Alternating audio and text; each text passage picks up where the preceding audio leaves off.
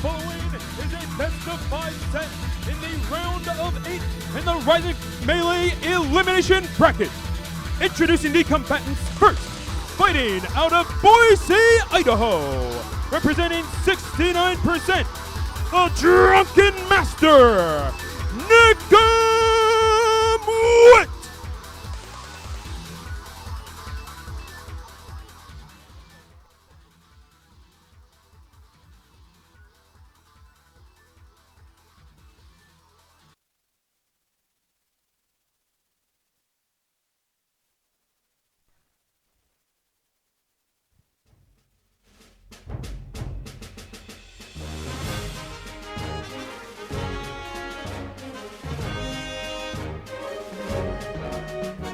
Introducing now his opponent, repping the CTX, the Lone Star Puff, SDJ!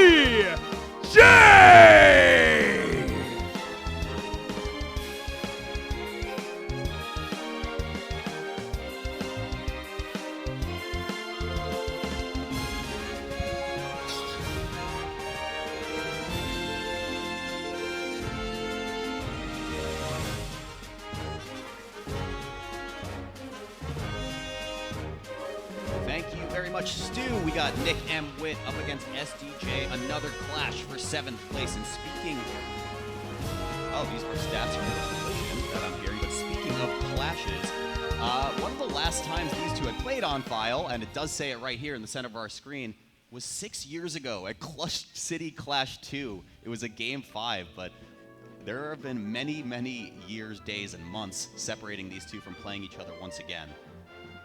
Yeah, I mean, it's kind of funny. I'm just noticing that, Nickemwit used to be NMW versus SDJ. The 3-letter tag rivalry is alive and well. But there's a bit more to talk about with both of these players. Nick is a player who was ranked 84th in 2022. But more than that, just been a kind of perennial face of the scene for like decades. Just a very, very kind of established player and someone who I think is a bit underrated. And then on the flip side, we have SDJ is a player who, I mean, for a couple things. I don't know if we're seeing it yet, but SDJ sometimes likes to rock 2 headsets. I saw yesterday. That was sick. That was very strange. But beyond that, just had a top 8 at Shine, I believe. So being able to top 8 a tournament of that caliber, kind of showing that SDJ is breaking out of kind of the kind of middle of the top 100 potential to kind of even something greater. So, and one of the faces of kind of a newer wave of Puff players that we've been seeing in people like Toussaint, CPU Zero, that are kind of pushing the playstyle in a different way than kind of what we see for someone like Hungrybox. For sure. Yeah, Nickemwit as well, former NorCal player, now turned to Idaho. I believe he was a early Vox adopter as well, Rectangle Falcon player. And his whole kind of bread and butter is that he is very good against floaty players. He kind of made his name, especially when he made it onto the top 100 last year, beating a bunch of these floaty matchups right here. So I think this is a good draw for Nick, but again, these guys in particular haven't played in 6 years, so it's really hard to say for sure. Yeah, and of course the final thing is that SDJ is a local Texas player. Yep. So defending his home turf, trying to do the best there. So, really interesting to see. I think also just in general, background of this matchup, which will be Falcon versus Puff, is just that this is a matchup that for a while we kind of saw as Puff favored, and then we saw a ton of development, particularly from Wizrobe, and now it really can be quite back and forth. So I'm interested to see where we go from here. There's a lot of little nuance to the matchup too, like how Jigglypuff's crouch kind of works, which we'll talk about in a bit. Yeah, we're getting started already. Let's get into it. Yeah, those developments right around the year that these two last played as well, right? Optic Arena, probably like 2017, 2018, many, many years ago at this point. See SDJ go to the races right here.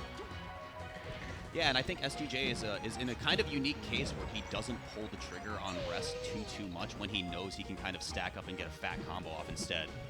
Yeah, and that's always kind of this weird risk-reward with Puff, where you want to know, should you kind of value the high combo, or should you go for the kind of immediate kill?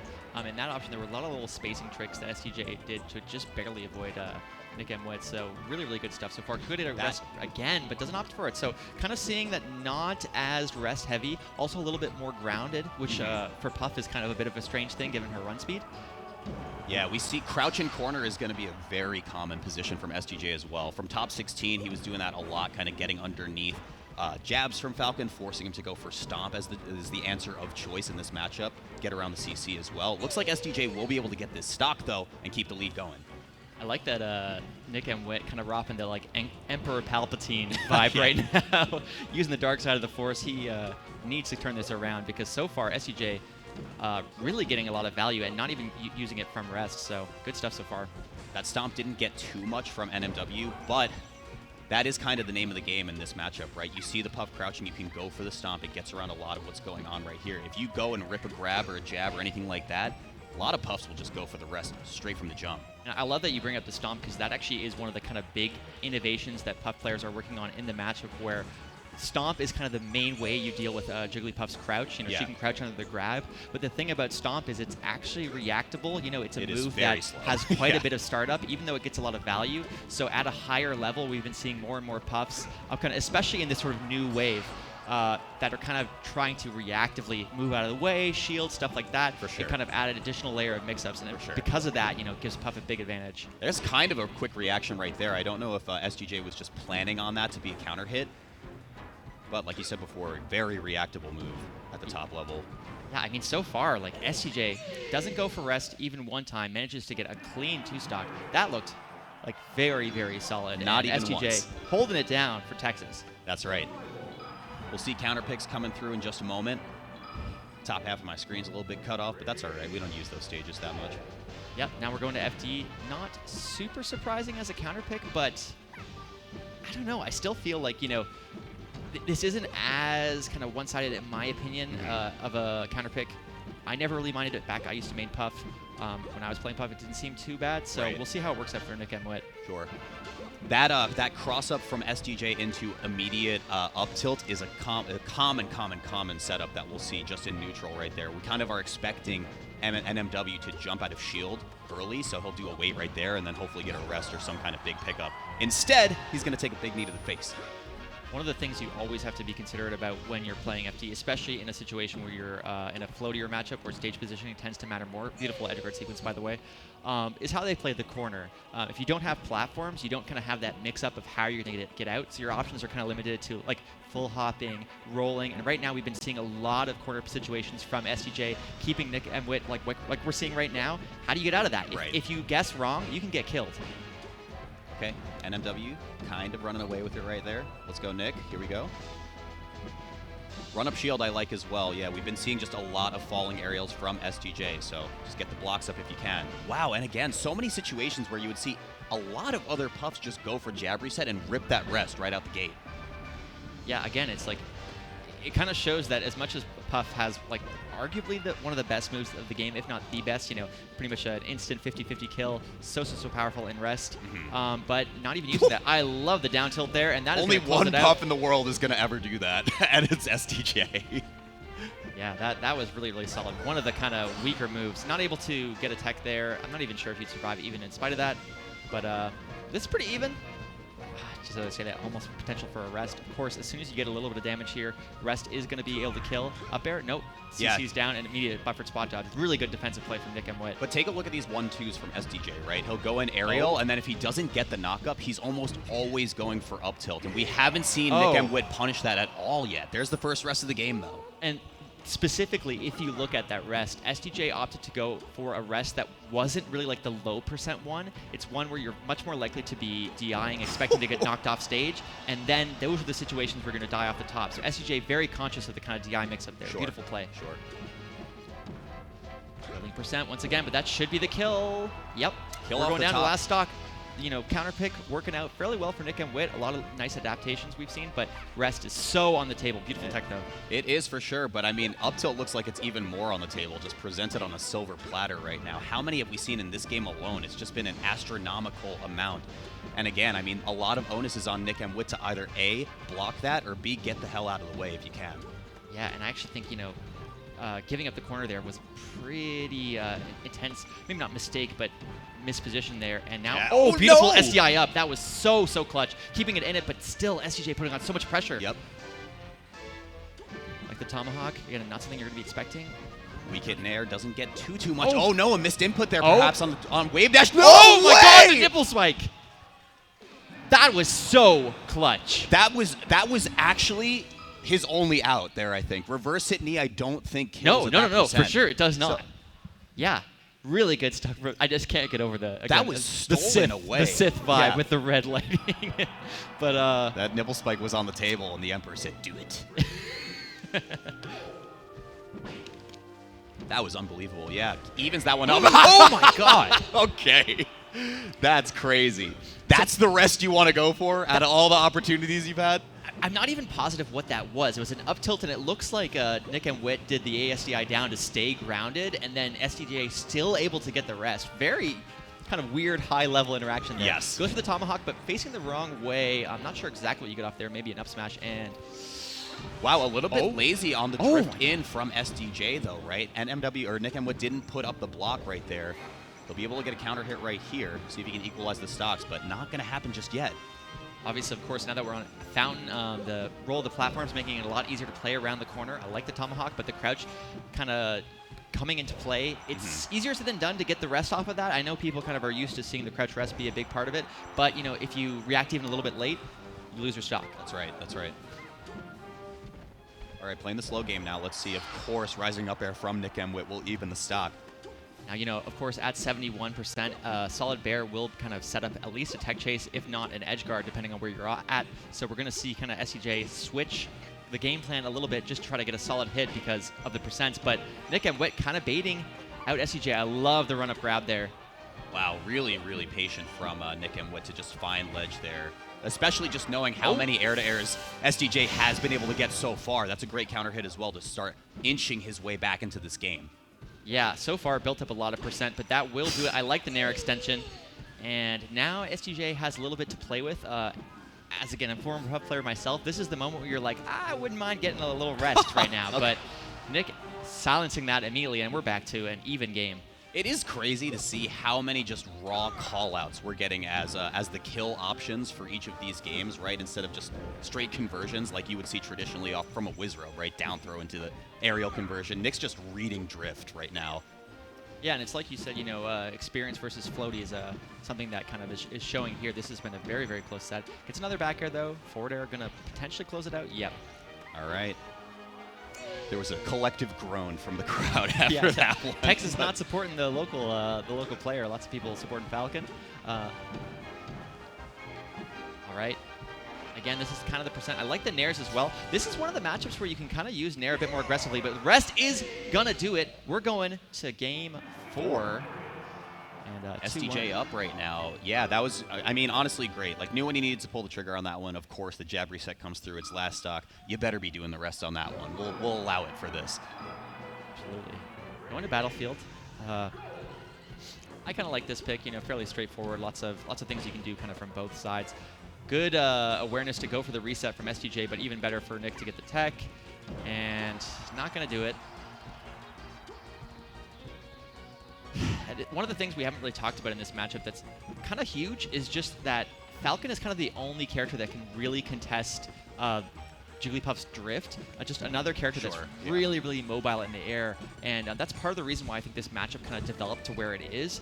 For a long time, obviously, Puff kind of having the edge. But Falcon can do some stuff, some really solid aerials. And we've been seeing this sort of bear warp between the two of them at times. And, you know, again, Falcon can kind of hang.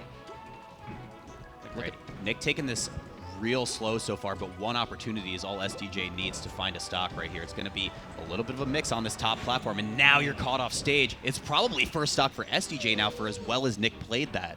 I want to point out a beautiful mix-up there with the weak hit forward air. I could see Nick actually laughing because he was expecting the back air. So many Puffs with back air there. And it was that little mix-up that got SDJ the kill. Beautiful position again. Gets the tech, though. We can see SDJ doing what I was saying before about really trying to get that rest. You know, this is the situation where if you're able to close at a stock, you pretty much close at the set. Right. But Nickemwit playing it safe, evening it out, and suddenly looks winnable on both sides.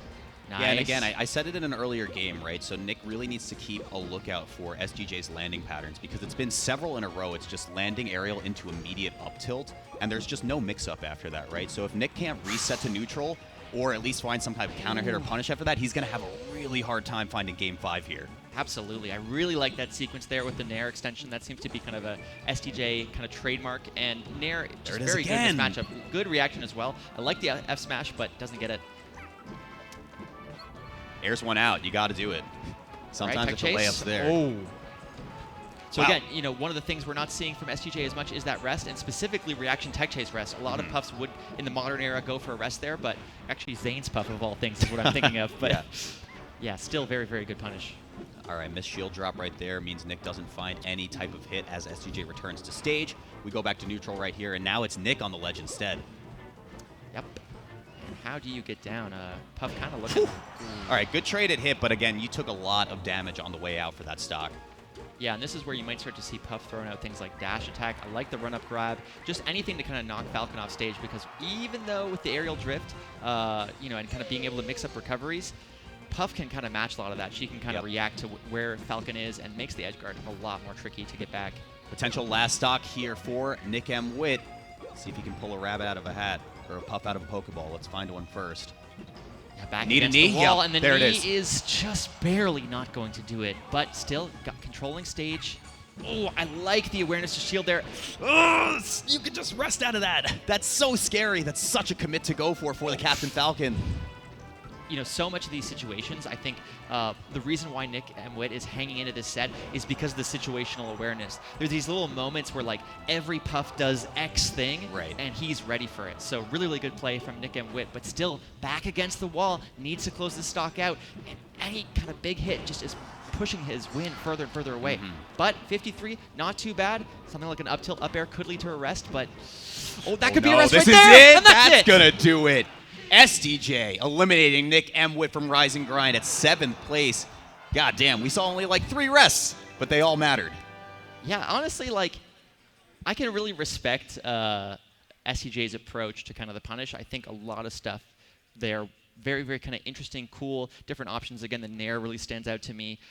Using the rest off the top as a mix-up in particular, I think is really strong. It's something that, like, because we're so used to seeing Puffs use it at really low percent, we don't kind of see the situation where, like, people are just like, oh, yeah, you're just going to back air me. You're going to do the wall of pain stuff that we've seen time and time again, and that's where it can be kind of valuable to throw it back in. Yeah, could not agree more. I mean, that was a fun set to watch. Give it up for Nickemwit, 7th place at Rise and Grind. Congratulations, but it's going to be SDJ who proceeds on in this bracket.